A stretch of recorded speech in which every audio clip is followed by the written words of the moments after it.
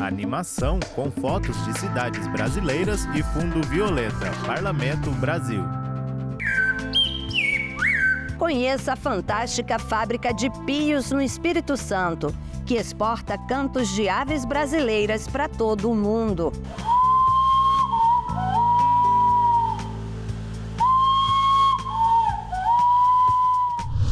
Amazonas quer proibir uso de auxílio estadual nas apostas online, as bets. Crimes em escolas. Senado analisa projeto que cria regras para divulgação de notícias sobre esse tipo de violência. A sociedade civil e o processo eleitoral no Brasil. O papel de mais de 200 instituições para fazer valer a democracia. Imagens de policiais, urnas e cabine de votação. Oi, pessoal! Que tal saber o que parlamentos como este têm feito país afora? Afinal, são decisões que impactam a sua vida, o dia a dia do brasileiro. Eu sou Andréa Alves e este é o Parlamento Brasil, um programa que há 18 anos é feito em parceria com as TVs legislativas de todo o país. Vamos lá? Animação na cor violeta e construção antiga ao fundo. Giro pelo Brasil. Você já ouviu falar na fábrica de Pios? Andréa Alves. Diferente, né? É uma fábrica no Espírito Santo que há 121 anos produz instrumentos que imitam o canto de aves do Brasil. Até a rainha da Inglaterra já recebeu um kit de presente. Um projeto de lei que está em análise na Assembleia Legislativa do Estado quer tornar essa fábrica patrimônio cultural imaterial capixaba. Veja nessa bela reportagem da TV Alice. Sabiá, Bem-te-vi, Maritaca, Periquito. Reportagem Patrícia Bravin. Parece até que a gente está no meio de uma mata, mas não. Aqui é a Fábrica de Pios de Cachoeiro de Itapemirim. Fundada em 1903, é a pioneira do gênero na América Latina. É também uma das mais antigas fábricas em funcionamento no estado. Tudo começou com Maurílio Coelho, um lavrador vindo de Muqui que tinha muita criatividade com engenhocas, como conta o bisneto dele. Ele veio para trabalhar na companhia Fábio Coelho, administrador da fábrica de Pios. Os ingleses que estavam chegando. E Maurílio, como ele montava máquinas, né? A gente tinha o moinho, fazia moinho de fubá, máquinas pesadas, os tornos aqui todos foram montados por ele.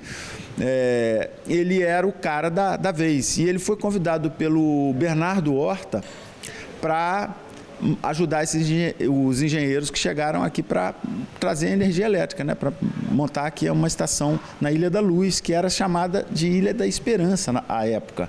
Esse inventor de cantos, ou melhor, de pios, aprendeu a imitar o som dos pássaros com comunidades indígenas. Imagina quantos testes para criar um som assim. E que ouvido! Capaz de captar o canto de uma ave e imitar o som produzido por ela, usando um pedaço de madeira. Cada pio é uma obra de arte feita à mão em várias etapas de produção.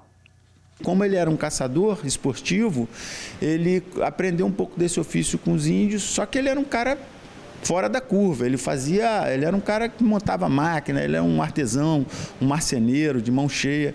Ele começou a melhorar aqueles poucos instrumentos rudimentares que existiam à época, começou a fabricar pios para melhorar e fabricar outros para outros pássaros. E aí o nome dele virou um sinônimo de qualidade. Maurílio colocou em uma só caixa, depois de conhecer todos os biomas do Brasil, a beleza da biodiversidade brasileira.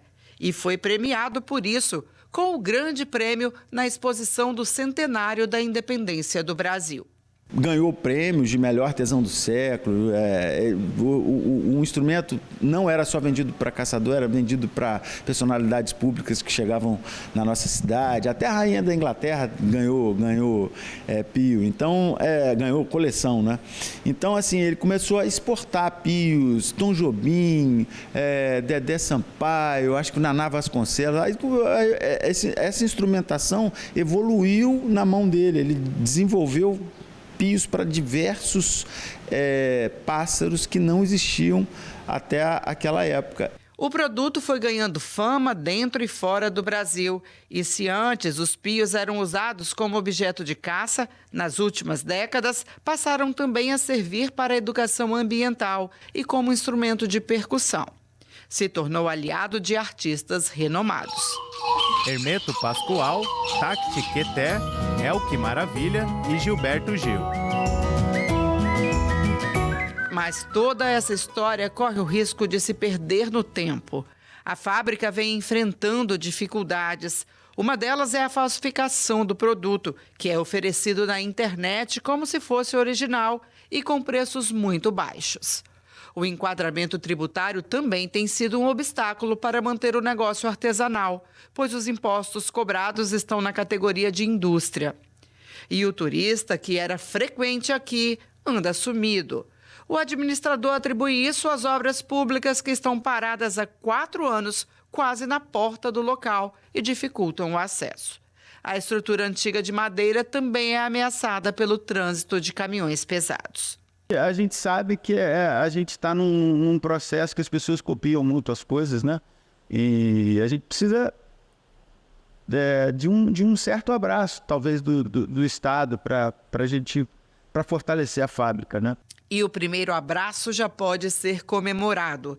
É que o deputado Bruno Rezende, que é cachoeirense, anunciou um projeto de lei para transformar a fábrica de pios em patrimônio de relevante interesse cultural, histórico e turístico do Estado. E hoje, deputado estadual Dr. Bruno Rezende, União Espírito Santo, autor do projeto de lei 564 de 2024. Recebem os pios cachoeirenses, que são utilizados com o objetivo franco de preservação ambiental, a observação de pássaros, e hoje é um orgulho para Cachoeiro ter uma fábrica centenária como essa. O nosso projeto de lei tem o objetivo de preservar a cultura e estimular o turismo em Cachoeiro de Itapemirim e em cada cantinho do nosso Espírito Santo. Isso aqui é o poeiro ouru ou uruba.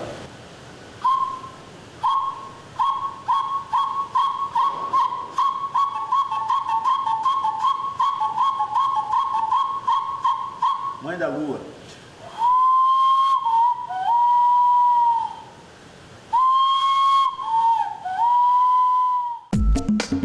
Amazonas quer proibir o uso de auxílio estadual em apostas online, as bets. Paraná oferece visita virtual de 360 graus pela Assembleia do Estado. Veja o que foi notícia nas casas legislativas do país. Amazonas. A Assembleia Legislativa do Amazonas discute proibir o uso do auxílio estadual em jogos de apostas Rafael virtuais. Marques, repórter. A medida é para proteger a saúde financeira das famílias amazonenses. A proposta em discussão é de iniciativa do deputado João Luiz do Republicanos. O parlamentar disse ter acompanhado o impacto do mercado de apostas virtuais pelo Brasil. Segundo o Banco Central, só no mês de agosto, 5 milhões de beneficiários do Bolsa Família gastaram 3 bilhões em jogos de apostas virtuais. Aqui na Alean, os deputados querem impedir que esse cenário se repita entre as famílias amazonenses que recebem o auxílio estadual. O projeto de lei discutido nas comissões vai proibir que o recurso financeiro seja utilizado em jogos de apostas online, as chamadas bets. O beneficiário que descumprir a determinação perderá o auxílio estadual. A matéria ainda obriga as empresas que exploram esse tipo de mercado no Amazonas a enviar mensalmente relatório à Secretaria de Estado de Assistência Social, SEAS, com a identificação dos apostadores por meio do CPF e os valores apostados. Paraná.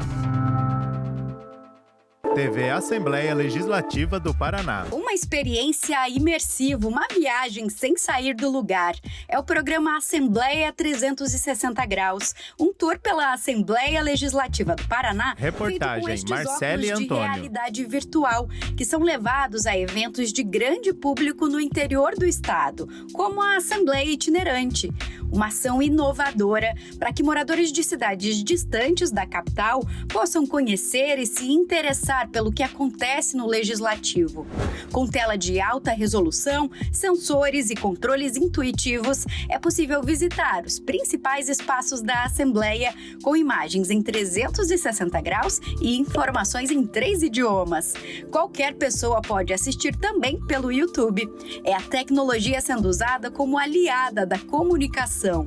Se o cidadão não pode ir até a Assembleia vai até o cidadão.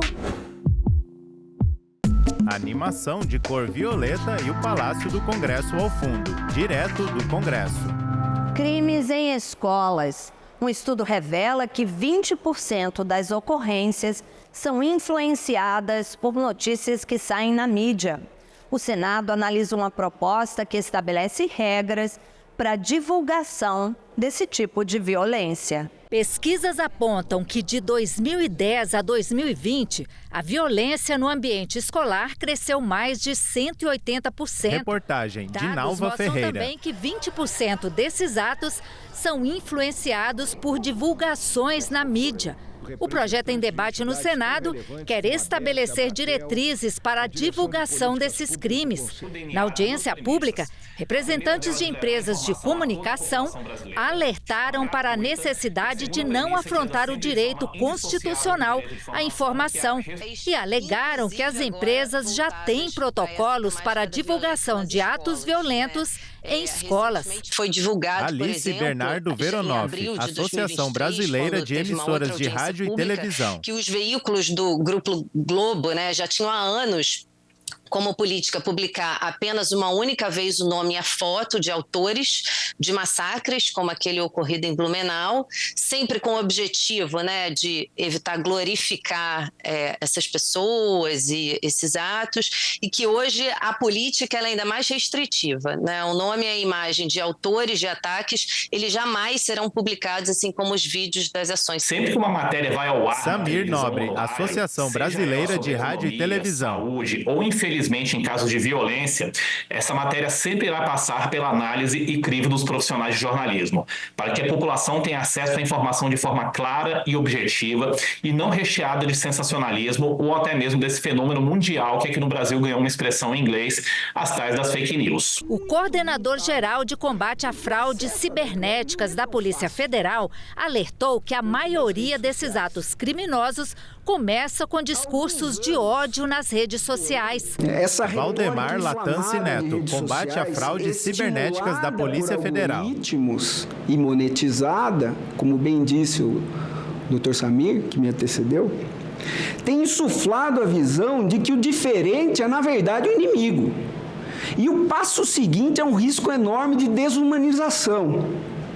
Desumanizar quem é diferente, é o imigrante, o nordestino, o negro, o homossexual, o judeu, conforme temos visto nos nossos casos lá da Polícia Federal. E isso tem ocorrido abertamente em redes sociais. Os especialistas concordaram que é preciso regular e responsabilizar as plataformas, mas sugeriram mudanças nessa parte do texto. Aqui nós defendemos que a solução Roberta mais eficaz para lidar com a violência Associação escolar é pela disseminação Internet de seus Livre, impactos nas Segura mídias, e envolve uma Responsável. combinação de protocolos preventivos, responsabilização bem calibrada e uma abordagem educativa. A necessidade... Gustavo Borges, Laboratório de Direitos Humanos e Novas Tecnologias, LabSul. Num comando legal com um conceito indeterminado, O que não significa dizer que não seja importante a criação de um protocolo eficaz, ágil, né, e a ser debatido, mas esses limites eles não estão claros no texto legal como ele se encontra. Os representantes de plataformas disseram que já seguem regras para tornar a internet um ambiente seguro. De janeiro Marcelo Lacerda, diretor de políticas públicas, a gente já Google. removeu proativamente mais de 1,6 milhões de vídeos que violaram as políticas do YouTube no Brasil. As observações aqui. Senador Hamilton Mourão, Republicanos, Rio Grande do Sul. Eu solicito que enviem ao meu gabinete as suas observações que dizem respeito a pontos que não estão da melhor forma dentro desse projeto, de modo que a gente possa criar um substitutivo e, consequentemente, ter um projeto que seja adequado para combater o que nós queremos combater, com uma técnica legislativa mais correta e, principalmente, que ele seja execuível. A sociedade civil tem um papel importante no processo eleitoral do Brasil. Mais de 200 instituições acompanham o pleito, fazem campanhas educativas para a população e cobram o aperfeiçoamento de leis para fazer valer a democracia. Veja na reportagem da TV Câmara. A sociedade civil atuou mais um ano como protagonista no debate público sobre as eleições. Então, organizações da rede do Pacto pela Helena Democracia, Salvador, por exemplo, Pacto pela Democracia. Elaboraram agendas temáticas propositivas para as candidaturas, assim como campanhas para que as pessoas fossem às urnas votar, também campanhas para eleger mais candidaturas de mulheres e pessoas negras, ações de monitoramento da desinformação e checagem de fatos. Então, a sociedade civil esteve presente com ações para defender e fortalecer a democracia, como vem fazendo em todas as eleições. A Helena Salvador representa o Pacto pela Democracia, uma rede com mais de 200 organizações da sociedade civil que monitora o período eleitoral. Segundo ela, as eleições desse ano foram livres e íntegras, mas não perfeitas. Helena lamentou fatos como violência política, desinformação e ataques a urnas eletrônicas e à justiça eleitoral, praticados até mesmo por alguns candidatos. O resultado disso, afirmou, é a perda de confiança no sistema eleitoral e na democracia. Entre as iniciativas da sociedade civil, há também o Observatório das Eleições, fundado em 2018 por meio da cooperação de cientistas políticos e entidades de pesquisa de alguns estados do país. E a Transparência Eleitoral Brasil, ONG conhecida pela vigilância das contas públicas, mas que também acompanha as eleições. E tem ainda o Movimento de Combate à Corrupção Eleitoral, que ficou conhecido em todo o país por apresentar a proposta de duas leis de iniciativa popular, a da ficha limpa e a que tornou crime a compra de votos. Por mais primitivo, Marlon Reis, assim, Movimento de Combate à Corrupção Eleitoral. Lamentavelmente, foram muitos os incidentes que chamaram a atenção nacionalmente em virtude dessa prática que teima em sobreviver mesmo em pleno cenário de um avançado século XXI. Como fazer para que dinheiro ilegal não continue irrigando por outros caminhos as eleições? Temos aí algumas notícias, informações sobre a possibilidade até de presença de dinheiro proveniente do crime organizado, financiando algumas candidaturas. Isso é muito grave. Além disso, nós precisamos ver como pode continuar havendo desvio de verbas provenientes do poder público para o universo do financiamento de campanha. Antes isso se dava através das empresas que contratavam com o governo, uma vez que só elas doavam. Isso ficou constatado por dados levantados na época. Mas agora nós precisamos ver quais são as novas formas de desvios. Especialistas ainda comemoram outros avanços no cenário eleitoral desse ano, como a participação da imprensa na checagem de informações e com a evolução de normas estabelecidas pelo TSE. Ana Cláudia Santano, diretora executiva da Transparência Eleitoral, defendeu que é preciso educar os eleitores para a escolha consciente. A gente faz uma campanha, né, de não vender Ana Cláudia voto, Santano, de transparência não eleitoral. Política como estratégia de campanha e também de olhar para aquela candidatura que você está pensando em votar, se essa candidatura está respeitando as leis das eleições, as leis de financiamento e tal, porque afinal de contas são 4 anos que aquela pessoa vai representar você na prefeitura, na Câmara de Vereadores. E já pode ser um indício, né, de que se a pessoa não cumpre as regras do jogo já na campanha, talvez no exercício do mandato ela fique ainda mais complicada nesse sentido. Então a democracia avança, mas cabe a nós fazê-la avançar mais. Animação com estátua do profeta Isaías de Aleijadinho em Congonhas, Minas Gerais. Vitrine. O Parlamento de Roraima tem um programa bem bacana para os roraimenses. É o Centro de Convivência da Juventude. A proposta do CCJuve é atender crianças, jovens e adultos com atividades de cultura, esporte, qualificação profissional e um monte de curso interessante. Os alunos de teatro e coral apresentaram o espetáculo Cantando Toquinho, com clássicos da música popular brasileira. TV Assembleia de Roraima. Crianças cantando em palco.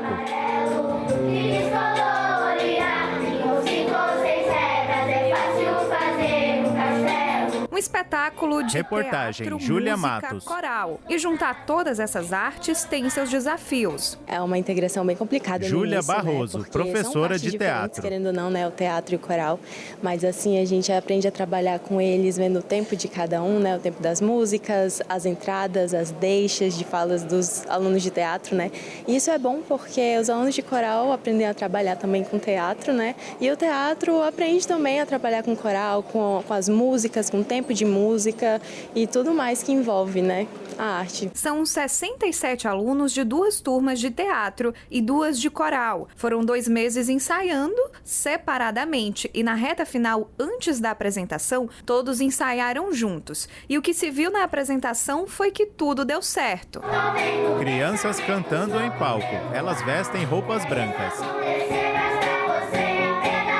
As canções imortalizadas na interpretação de Toquinho relembram várias parcerias com o poeta, músico e compositor Vinícius de Moraes. Para as famílias, a emoção é ainda maior. Renzo é pai da Ashley, de 9 anos. Ela está há 1 ano no CCJuve e faz balé, ginástica rítmica e gosta muito de cantar. Na casa da gente tem uma Renzo caixinha Campos, de motorista. Som. Aí eu compro um microfone, aí eu também gosto, entendeu?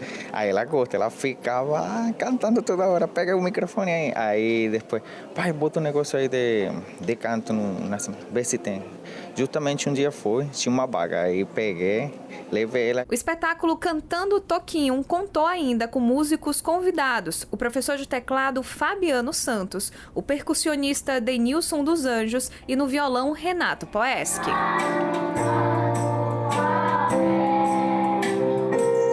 Para Daniela e o Antônio, pais do Anthony, de 14 anos, aluno do teatro do CCJuve do Polo Buritis, foi tudo, só emoção. Foi um sentimento assim de realização. Daniela Weasley, verdade, né? empresária. Ele se saiu muito bem e superou as expectativas. E você, Anthony, o que você aprendeu nesse tempo todo de CCJuve, né? Teatro, né? Você faz. O que você aprendeu lá? Eu melhorei mais minha conversação. Antony Silva, aluno de teatro. Na escola para fazer trabalho, essas coisas. Daí também minha postura, que aqui já ensina, como fosse uma faculdade para a vida, entendeu? Ensinar a gente conversar em público e essas coisas. Renato é Aragão, o que faz confusão. Carlitos é o Charlie Chaplin. E tem o Vinícius, que é de Moraes. E o tom brasileiro é Jobim. Foi um momento muito especial, né? Diarissa Freitas, diretora do CCJUV. Né? Sempre que as crianças se apresentam, a gente se emociona junto, a gente canta junto. Então, para a gente é uma culminância, né? De todo o trabalho, né? De todos os ensaios, né? Do esforço que eles fizeram. E aí eles vieram e fizeram lindo como a gente já esperava. A tela exibe imagens de músicos tocando e o rosto de diversas crianças e pessoas na plateia.